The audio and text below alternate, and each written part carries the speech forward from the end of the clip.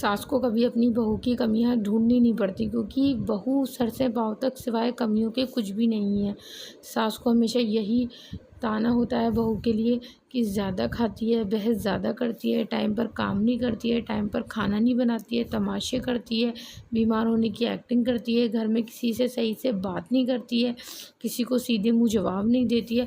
मतलब बहू बहू बहू बहू, बुराई बुराई बुराई बुराई। मतलब कि दोनों चीज़ें जो है सास की नज़र में अलग हो ही नहीं सकती।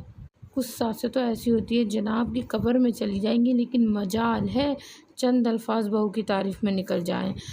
सास कभी भी अपनी बहू की तारीफ़ नहीं कर सकती, कभी भी चंद अल्फाज अपने मुंह से मिठास के नहीं निकाल सकती।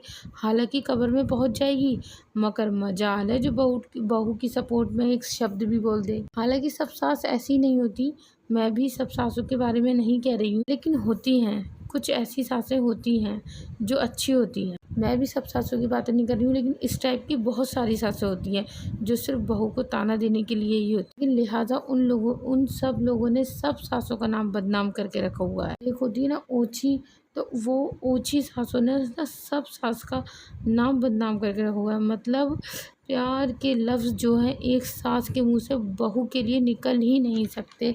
अगर गलती से उसके